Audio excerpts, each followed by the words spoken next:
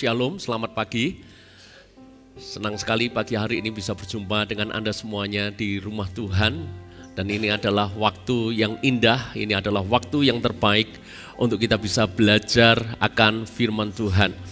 Saudara-saudara yang dikasihi, kita semuanya tidak asing dengan salah satu perusahaan terbesar di dunia, Amazon. Saya yakin Anda semuanya cukup familiar bahwa perusahaan ini bisa dikatakan salah satu perusahaan terbesar di dunia. Pemiliknya bahkan menjadi salah seorang terkaya di dunia. Ini perusahaan Amazon. Dan pandemi yang terjadi di tahun 2020 kah? 2020 ya? 2020 hingga belakangan ini bisa dikendalikan. Ini mengubah tatanan daripada orang bekerja. Bahkan kita yang di Indonesia pun berubah tatanan kita di dalam kita bekerja, termasuk di Amazon. Perusahaan di Amerika ini menerapkan cara kerja work from home. Jadi bekerja dari rumah, bekerja dari perangkat mereka masing-masing, mereka terhubung di dunia maya. Mereka mungkin pakai Zoom, mereka rapat juga secara online, secara daring, semuanya dilakukan dengan cara seperti itu. Dan kita pun pernah mengalami masa-masa seperti itu juga. Kita bekerja dari rumah, lalu kemudian juga kita menerapkan jaga jarak satu sama lain di dalam pekerjaan kita dan seterusnya. Tapi tahukah Anda, barusan ini perusahaan Amazon, dia menyatakan sebuah pengumuman yang cukup menarik. Apa isi pengumumannya? Perusahaan ini mengatakan nanti mulai 1 Mei tahun ini, berarti tinggal beberapa bulan lagi, 1 Mei 2023, semua karyawan Amazon harus bekerja di kantor. Jadi tidak lagi work from home, tapi mereka harus kerja ngantor lagi. Dan dicoba minimal 3 hari dalam 1 minggu. Selama 5 hari kerja, mereka 3 hari harus ngantor dan selebihnya diizinkan bekerja secara online. Dan setelah itu mereka akan perlahan semuanya akan kembali ngantor lagi. Bukankah ini mengherankan? Dulu saya berpikir semakin lama kita akan semakin online dan tidak onsite. Semakin lama pekerjaan akan semakin terpisah dengan jarak satu sama lain dan tidak akan terhubung. Tapi nyatanya perusahaan ini bahkan perusahaan teknologi, mereka pun menerapkan bahwa mereka akan kembali ngantor. Mereka akan kembali onsite dan meninggalkan online. Tentu Anda bertanya-tanya, kenapa itu terjadi? Dan ternyata mereka mengambil keputusan ini karena mereka mengakui kalau bekerja di kantor itu mempermudah komunikasi, mempermudah kolaborasi, mereka saling belajar dan mereka bisa membangun budaya kerja yang efektif kalau mereka bekerja secara onsite. Gereja sempat mengalami kita online dalam ibadah ketika masa pandemi. Lalu kemudian kita masuk di era hybrid, yang mana 50-50. Sebagian ada yang datang, sebagian masih online. Lalu kemudian sekarang ini semuanya dibuka, sehingga kita semuanya beribadah secara onsite. Bahkan diharapkan semua jemaat, ayo ibadahnya onsite. Dan beberapa waktu yang lalu saya ketemu dengan beberapa hamba Tuhan, salah satu gereja terbesar di Solo. Saya juga ketemu hamba Tuhan salah satu gereja terbesar di Kudus juga, kami ngobrol. Dan mereka mengakui bahwa pandemi ini mengubah tatanan gereja dalam hal ibadah. Mereka berkata, di tempat kami baru 60% yang kembali onsite. Berarti 40% masih tidak terlihat jelas apakah mereka benar-benar beribadah. Kalaupun mereka benar-benar beribadah, apakah mereka mengikuti channel gereja mereka sendiri? Ataukah mereka akan memilih channel gereja lain yang dirasa lebih menarik? Mereka mungkin akan pilih pendeta yang lebih menarik, worship leader, penyanyi yang lebih menarik, pemain musik yang lebih keren, tema khotbah yang lebih menarik dan seterusnya. Ada yang mengatakan juga kalau di tempat kami sudah 80% Pak. yang 20% ngakunya masih online karena takut ketemu dengan banyak orang. Tapi arisan nggak takut saudara, nge-mall nggak takut, ke pasar nggak takut, takutnya di gereja saudara. Nah, saudara-saudara, hal yang seperti itu bisa terjadi. Dan bagaimana dengan gereja kita? Ya saya bersyukur bahwa sekarang ini kalau boleh dibilang yang online bisa dihitung dengan jari, itu pun karena keadaan. Tidak ada excuse, alasan bahwa ya Pak maaf saya sekarang tidak bisa ibadah onsite, saya online saja. Nggak ada saudara, beberapa memang kita masih pakai live streaming seperti ini. Tetapi memang karena apa? Karena mereka ada satu jemaat yang di daerah Gajahan saudara, sudah cukup tua, sakit, jadi tidak bisa beribadah secara langsung. Mereka tetap mengikuti ibadah ini dan saya selalu monitor. Setiap minggu biasanya om ini WA ke saya, terima kasih Pak untuk firman Tuhan hari ini, terima kasih untuk ibadah hari ini. Jadi terpantau saudara. Saya mau mengatakan kepada saudara, bahkan yang sekuler saja mengakui bahwa ternyata online tidak bisa menggantikan kebutuhan untuk bersosialisasi, kebutuhan untuk bertemu, kebutuhan untuk berkolaborasi, kebutuhan untuk membangun sebuah budaya. Ternyata online di zaman yang sangat maju sekarang ini tidak pernah bisa menggantikan. Bagaimana dengan gereja?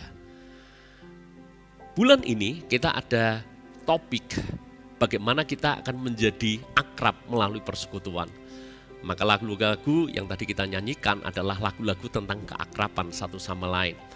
Dan mari kita belajar sama-sama apa yang firman Tuhan mau katakan kepada kita semuanya tentang komunitas, tentang persekutuan. Kejadian 2 ayat yang ke-18. Ada 3 poin saya bagikan kepada saudara semuanya. Kejadian 2 ayat yang ke-18. Saya tunggu Anda menemukan ayat ini. Saya bacakan buat Anda semuanya.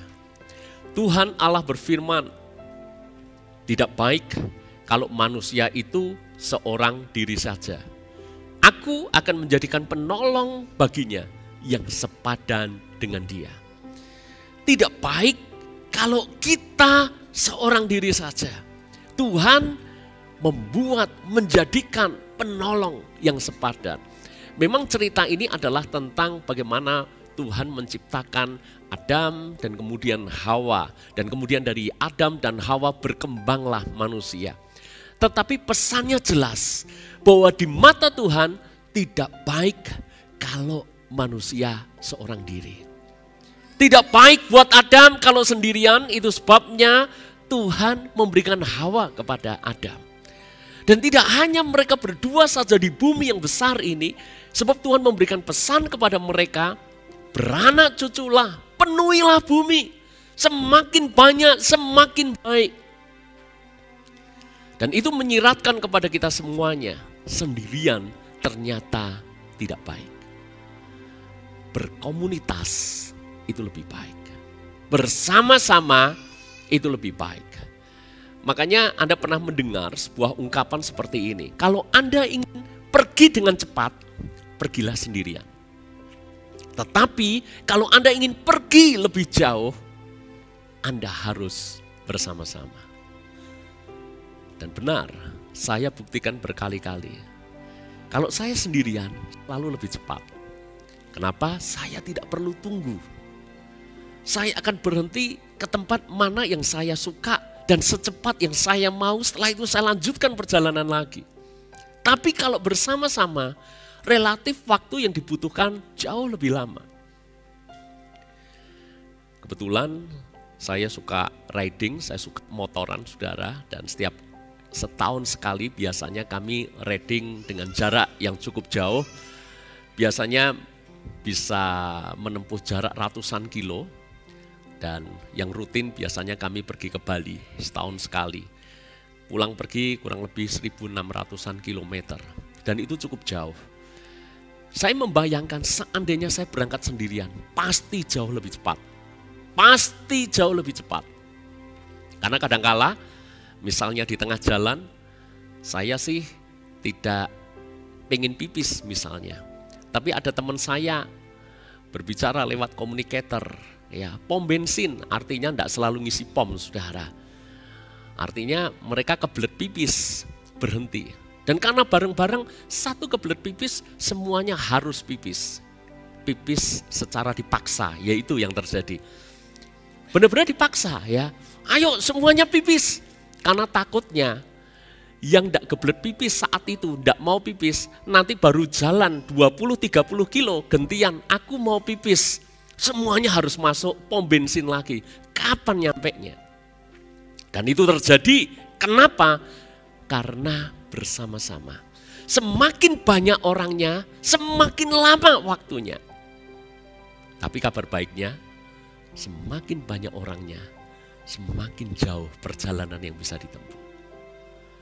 Saya membayangkan kalau seorang diri riding ke Bali, mungkin saya merasa aneh. Dan mungkin saya juga merasa tidak sanggup kalau sendirian. Tapi karena bersama-sama, rasa capek hilang. Bahkan tidak merasa kalau itu capek. Karena bersama-sama perjalanan jadi menyenangkan. Jadi semuanya tergantung pilihan kita semuanya. Anda mau pilih cepat atau Anda mau pilih jauh? Anda pilih yang mana? Yang pilih cepat? Paling jauh Indomaret saja. Mau jauh, Anda akan punya banyak pengalaman. Dan firman Tuhan menulis seperti ini, bahwa hidup itu seperti perlombaan. Paulus menulis akan itu. Bahwa kita semuanya harus mengikuti perlombaan yang diwajibkan bagi kita.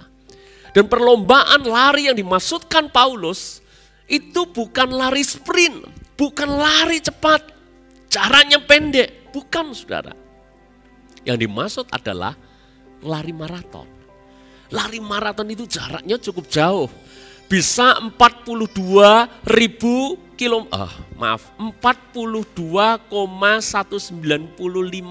kilometer.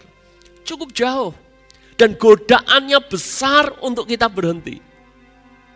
Seandainya bareng-bareng, kita mungkin bisa menyelesaikan. Hari ini kalau tidak salah ada lari maraton juga ya, Solo ya, betul? Ada ya? Anda coba, kalau tidak percaya. Anda coba yang lari 5.000 dulu, 5K dulu. Atau Anda cari yang 10K. Sendirian Anda tidak kuat. Tapi kalau satu gereja kita sepakat, yuk ikut lari yuk. Hari Minggu gereja libur dulu, karena ikut lari gitu. Amin. Amin, kita buat loh ini. Saudara-saudara, sendirian Anda tidak kuat, tapi begitu rame-rame, Anda bisa kuat. Saya mungkin pernah cerita kepada Anda, saya solo cycling, saya nyepeda sendirian. Pernah, karena saya ingin men-challenge diri saya, solo ke Kaliurang, saudara. Naik mobil saja tidak nyampe-nyampe, ini goes. Dan ini sok hero, sendirian. Saya pikir kan keren, kalau saya sudah nyampe di Tugu Kaliurangnya, saya foto, saya bagikan teman-teman dekat saya, kan keren gitu. Dan ternyata saya tidak pernah foto dan saya posting, saudara. Bukannya apa-apa, tidak nyampe. Kenapa? Saya merasa dari Solo lewat Klaten, saya masih fit, saya merasa ternyata ringan ya gitu ya, sombong banget. Sampai Prambanan saya masih oke gitu. Begitu Prambanan belok kanan arah ke Kaliurang, mulai kanan kiri sawah, saya baru merasa kalau sendirian itu beratnya minta ampun. Anginnya kenceng banget. Seumur-umur saya baru sadar gitu. Ternyata sepedaan sendirian, angin terpaannya kanan kiri membuat laju itu jadi berat. Udah gitu jalanan naik dan mulai panas, saudara. Rasanya saya pengen berhenti terus. Cuma kan malu, sudah terlanjur pamit sama istri, mau catat rekor. Kan malu, Prambanan maju sedikit berhenti. Saya paksa. Akhirnya benar, saudara, mulai sampai di jalan Kaliurang yang naik itu penderitaan tambah berat lagi. Cuma gengsi saja yang membuat saya terus, genjot terus. Tapi pada titik tertentu saya menyerah. saya berhenti. Saya pengennya saya foto di bawah patung udangnya itu, saudara. Benar-benar sampai di Kaliurang. Tapi saya berhenti. Kenapa? Karena saya mulai, mau muntah. Jadi kalau yang hobi olahraga tahu, kalau sudah mau muntah-muntah, dan kadangkala penglihatan terang gelap, ya ini bahaya kalau saya lanjut gitu ya. Karena saya waktu itu entah gimana, ini juga kesalahan, saya lihat di handphone saya jaraknya masih 7,5. Jadi saya pikir sudahlah, saya benar-benar tidak mampu gitu. Ya udah, tidak jadi saudara, tidak jadi bangga gitu. Dijemput dengan istri dan anak naik mobil. Ini rahasia, jangan cerita kemana-mana ya. Tolong nanti multimedia bagian ini di-cut ya, tolong. Pulang naik mobil saudara, itu pun badan rasanya tidak karu-karuan gitu ya.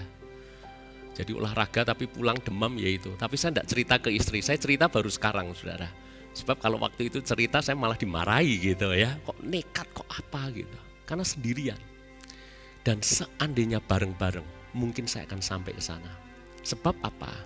Konyolnya setelah kami sekeluarga main ke Kaliurang naik mobil, saya ngomong ke istri, ke anak-anak, ini loh dulu papa berhentinya di sini naik sepeda sendirian. Dan kemudian tiba-tiba loh ternyata patung Kaliurangnya deket sekali. Saya cek lagi gitu loh, ternyata tidak 7,5 kilo, cuma 1 kilo lebih sedikit saudara. Wah, tahu gitu saudara, kalau 1 kilo paling tidak saya tuntun kan lumayan saudara. Yang penting foto di bawah patung Kaliurang gitu kan. Hanya gara-gara saya sendirian, seandainya banyak orang-orang akan kasih tahu yang benar. Seandainya banyak orang ketika saya pengennya mau nyerah, ada orang semangat, semangat bro, tapi ditinggal saudara, semangat, semangat. Paling enggak ditinggal pun rombongan belakang nyemangati lagi kan. Sampai hidup ini bukan lari sprint. Kita ini maraton. Tidak setahun 2 tahun ke depan selesai hidup kita. Kita mungkin bisa 70 tahun, bisa 80 tahun. Kalau kita maraton, kita butuh orang-orang di sekeliling kita. Kita butuh saudara seiman. Sebab apa? Ada kalanya dalam hidup ini kita pengennya berhenti. Ada kalanya kita pengennya menyerah. Ada kalanya kita merasa putus asa. Kita merasa capek. Kita merasa tidak sanggup. Tapi Anda kalau tergabung di komunitas yang tepat, Anda kalau bergabung di share group, Anda akan dikuatkan satu sama lain. Hari ini kembali Pak Doni tidak bisa hadir bersama dengan kita karena menjalani kemoterapi. Pak Doni berkata kepada saya, puji Tuhan Pak, di share group itu, di komunitas sel itu, saya selalu dikuatkan. Teman-teman kuatkan saya. Karena ada komunitas. Tidak merasa hidup ini berat untuk dijalani sendirian. Amin saudara. Jadi hal yang pertama, Tuhan tidak pernah menciptakan kita sendiri. Bahkan seorang Helen Keller berkata seperti ini, berjalan dengan seorang teman dalam kegelapan itu lebih baik daripada berjalan sendirian dalam terang. Artinya apa? Bersama-sama dalam situasi yang sulit lebih baik. Mungkin hari ini saudara mengalami masa-masa berat dalam hidupmu, Anda mengalami masa-masa sulit dalam hidupmu, Anda butuh orang-orang yang akan menguatkan Anda. Pengkhotbah berkata seperti ini, bahagialah mereka yang berjalan berdua, sebab ketika yang satu jatuh, yang lain mengangkat. Tapi celakalah mereka yang berjalan sendirian, ketika jatuh tidak ada yang mengangkat dan menolongnya. Hal yang pertama saudara, harus kita sadar bahwa Tuhan tidak pernah menciptakan kita, mendesain kita untuk sendiri. Hal yang kedua, komunitas itu adalah hal yang penting. Di tangan saya ada benih. Di tangan saya ada biji. Anda bisa lihat? Dengan iman Anda harus melihatnya. Anggap ini benih, anggap ini biji. Benih ini punya potensi kehidupan.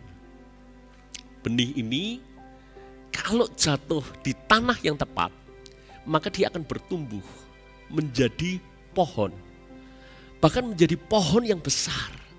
Bahkan menjadi pohon yang kelak akan berbunga dan kemudian berbuah. Dan di dalam buah itu akan ada banyak biji atau ada banyak benih.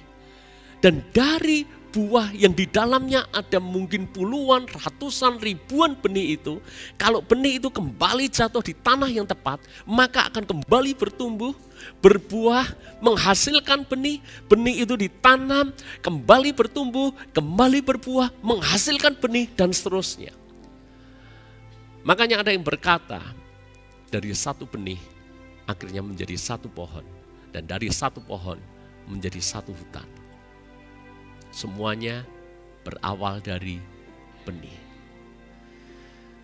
Saya mengajak Anda membaca dulu di dalam Matius 13 ayat yang ketiga, supaya saudara dengar firman Tuhan dan melakukan. Kan nggak bisa bertumbuh. Kalaupun bertumbuh, nggak bisa sehat pertumbuhannya. Kita yang nggak suka gosip, kumpul dengan penggosip. Ada dua kemungkinan. Pertama, jiwamu tersiksa. Karena yang semua membicarakan ini, membicarakan itu. Bahasa gaulnya apa? Gibah. Lingkungan akan membentuk kita semuanya. Anda ingin jadi orang seperti apa? Tergantung lingkunganmu. Makanya cari lingkungan yang berpusat pada Kristus dulu. Ini poin penting yang Anda harus pegang. Yang paling utama adalah pusatnya Kristus dulu. Yang pertama adalah komunitas yang takut akan Tuhan dulu. Komunitas yang benar-benar cinta Tuhan dulu. Lah setelah itu Anda boleh pilih sesuai dengan passion Anda, sesuai dengan minat Anda. Oh, saya sedang mau belajar membangun usaha sendiri. Anda kumpullah dengan anak-anak Tuhan, orang-orang muda yang mulai usaha. Kumpulnya seperti itu, saudara. Anda mau cari komunitas seperti apa? Anda suka olahraga, kumpullah dengan mereka yang suka olahraga. Anda hobi apa? Enggak apa-apa, berkomunitas itu baik. Tapi Anda harus pastikan komunitas Anda adalah komunitas yang berpusat pada Kristus. Dan gereja adalah salah satu komunitas terbaik yang Anda harusnya dapatkan. Lingkungan gereja, saya tidak berkata semua gereja, saudara, tapi idealnya gereja adalah tempat yang paling tepat untuk kita bertumbuh. Kita bertumbuh secara rohani, kita bertumbuh dalam banyak hal dalam hidup ini. Di gereja ada banyak pengusaha di sini. Anda yang ingin mulai bisnis sendiri, Anda kumpullah dengan kami yang punya usaha. Tukar pikiran, tanya, dan seterusnya. Anda yang kesulitan mengatur finansial dengan baik, Anda tanya kepada teman-teman yang Anda lihat ini cara ngelola duitnya bagus, cara ngatur uangnya bagus, Anda tanya ke sana. Sehingga kita bertumbuh. Amin. Anda punya masalah rumah tangga, Anda punya masalah dalam keluarga, makanya bergabung di share group. Anda di sana akan saling belajar satu sama lain bagaimana membangun keluarga yang kuat, bagaimana memperlakukan pasangan dengan baik dan seterusnya. Pastikan Anda berada di lingkungan yang tepat. Yang ketiga atau yang terakhir, dan saya akan selesai di poin ini. Saya mempelajari bahwa gereja yang sehat adalah gereja yang di dalamnya ada hubungan dan komunitas. Makanya salah satu pilar gereja kita adalah share group, komunitas. Banyak mereka yang gabung dengan share group, mereka aktif, mereka rajin karena merasa sangat terberkati dalam komunitas, dalam share group itu. Karena itu saudara, kita akan bangun gereja yang kuat, gereja yang sehat. Salah satunya adalah melalui komunitas. Saya belajar, saya membandingkan apa sih kelebihan gereja besar, tapi sekaligus kelemahan gereja besar itu apa? Apa sih kelebihan gereja kecil, sekaligus kelemahannya apa? Gereja besar itu punya kelebihan yang banyak juga. Gereja besar biasanya punya sumber daya yang besar, punya dana yang besar. Sehingga kalau mau buat proyek-proyek tertentu, tidak terbentur lagi masalah dana. Karena gereja besar, dananya besar, proyek-proyeknya bisa jalan dengan bagus.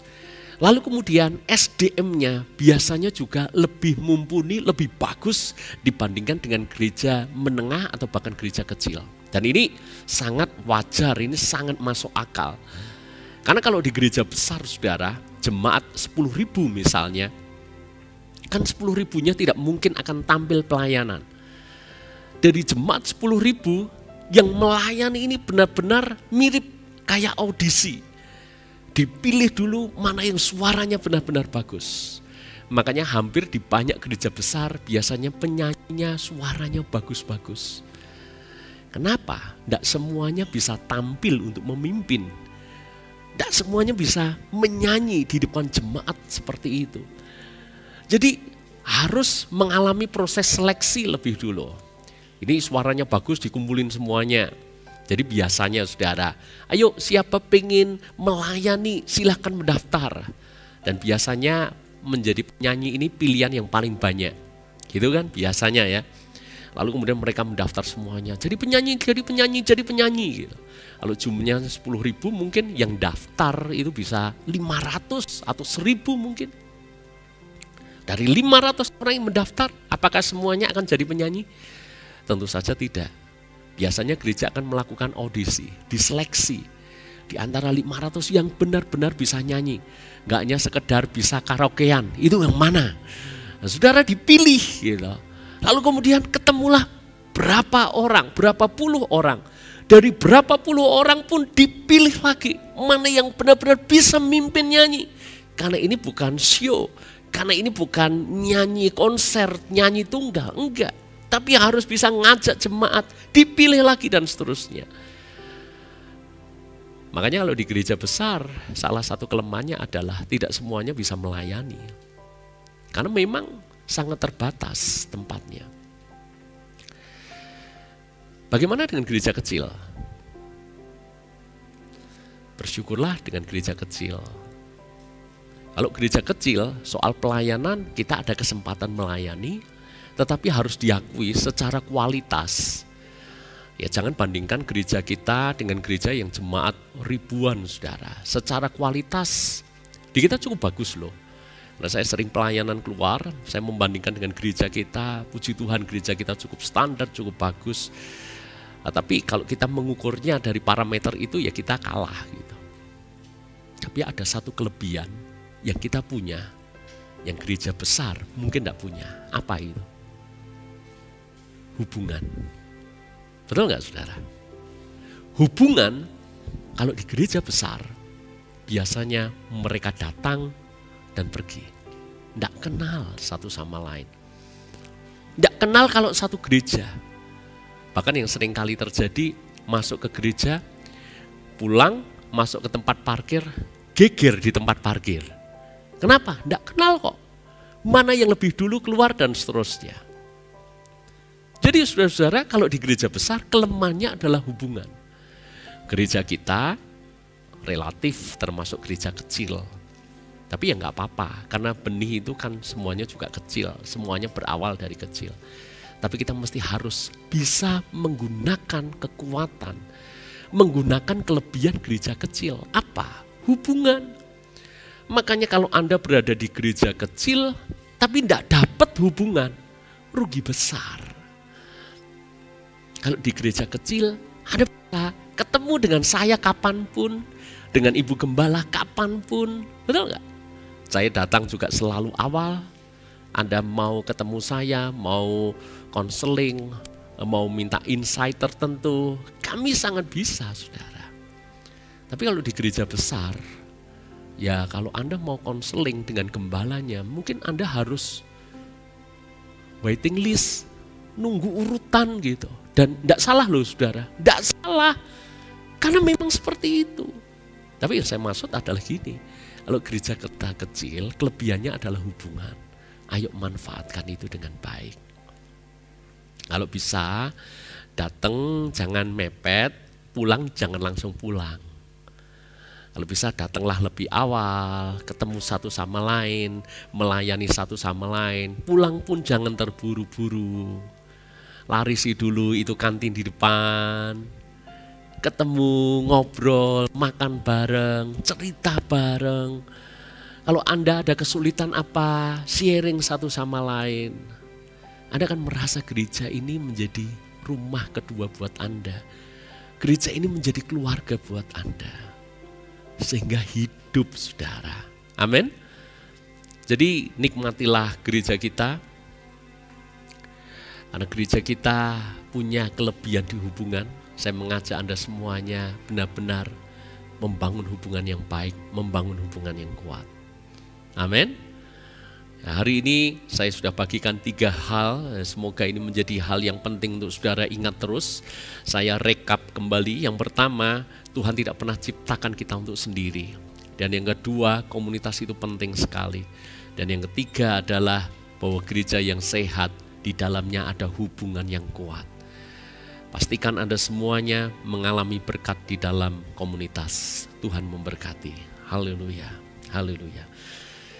Mari kita akan berdoa.